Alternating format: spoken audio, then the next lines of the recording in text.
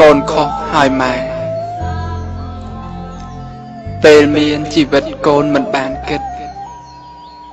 ដល់ម៉ែខ្សែពិតទៅកូនភ្ញាក់ខ្លួនបំរើស្រាលធ្ងន់លើម៉ែនឹមនួនក៏កូនមាសស្ងួនមិនបានធ្វើដែរចំណីអាហារហូបចុកទាំងខ្វះខ្លួនម្ដាយសែនចាស់រស់នៅស្រុកស្រែកូនមិនដែលទៅសួរសុខទុក្ខម៉ែគ្មានអ្នកមើលថែក៏កូនមិនខ្វល់អោព្រះម៉ែអើយកូនស្ដាយណាស់ពីមុនល្ងងណាស់គ្មានដឹងខ្យល់ពុកម៉ែនៅរស់មិនសាងកុសលព្រោះគិតមិនដល់គុណអ្នកម្ដាយថ្លៃនឹកឃើញគ្រាមួយកាលកូននៅតូចម៉ែថែប្រៀបដូចជាពេជ្រចរណៃយកសក់បាំងកូនយកខ្លួនបាំងថ្ងៃ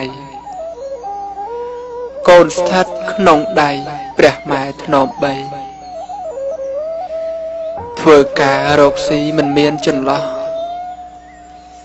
ឆ្លៀតឲ្យបើដោះមិនមានខ្មាស់អ្វីនៅមុខមហាជនមានប្រុសមានស្រីក៏ម៉ែធ្វើឲ្យតែកូនឆ្អែតគុណធំយ៉ាងនេះរិះគិតមិនដឹងគុណល្អយ៉ាងយ៉ាងឃើញច្បាស់ក្រឡែតគិតពីខែមីថាចាំខែចែកធ្វើបុណ្យជាហេតុតបគុណម៉ែខ្លះមិនទាន់ដល់ផងម៉ែលាកូនហើយអ្នកម្ដាយត្រើនត្រើយកូនខុសខ្លាំងណាស់ព្រោះមិនស្ដាប់គ្រូយល់តែផ្ដេសផ្ដាស់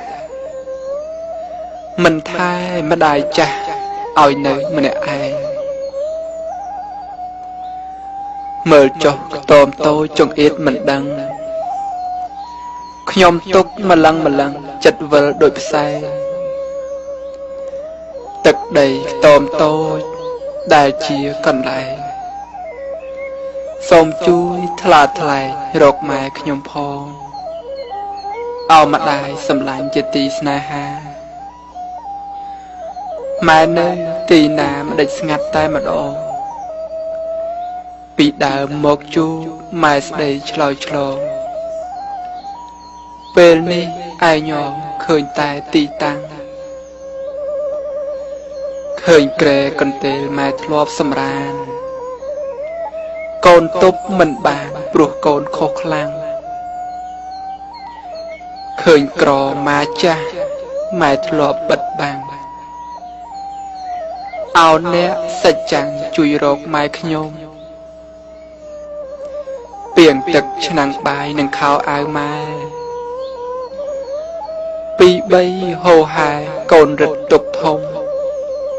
ម៉ែអើយពេលនេះកូនទុកប៉ុនភ្នំ